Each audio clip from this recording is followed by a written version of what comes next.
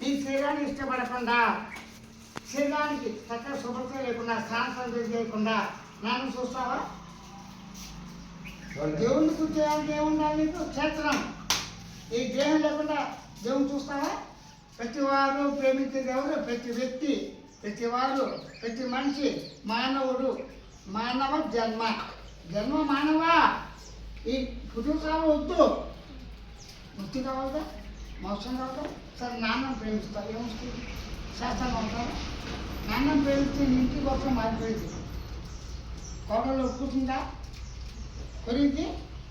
కాబట్టి ఇది రక్త సంబంధం, వంశం, వృక్షం. మన వృక్షం మొత్తం కూడా పూర్వకాలంలో గతంలో కొన్ని లక్షల సంవత్సరాల క్రితం శ్రీశైలం హిమాలయ కన్నా పుట్టింది. అప్పటి నుంచి మనకు ఉంది. తత్వ మహర్షి వాళ్ళ వంశం మనం. ఆవిడ తల్లి, తండ్రి అందరూ కూడా విద్యలు, 64 విద్యలు. ప్రతి విద్య కొత్తబుద్ధి, ప్రతి విద్య కూడా భగవద్స్వరూపం.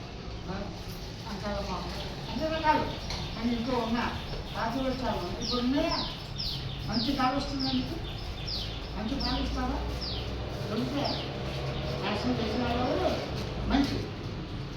కాబట్టి అందరికీ ఇష్టపడేది ఎవరు? చంద్రశేఖరాన్ని. ఎందుకు ఆయన వచ్చారు? ధర్మ అర్థరామోక్షాలు అంటే ధర్మపరంగా, అంటే నైతికంగా.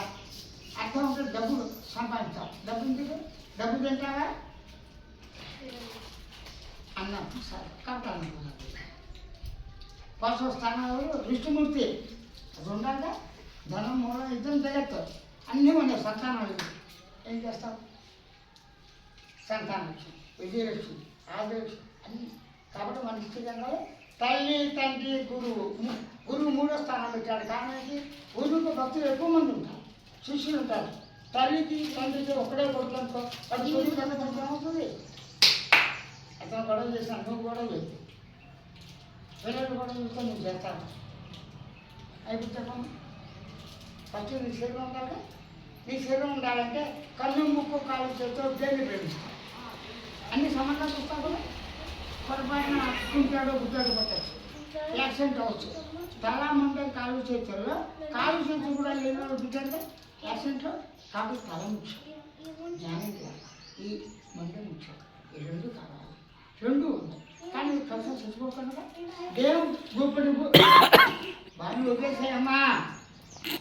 వాళ్ళు గంతులు వేసినా ఇష్టం. నువ్వు చెప్తూ డైవర్షన్ చేయదు.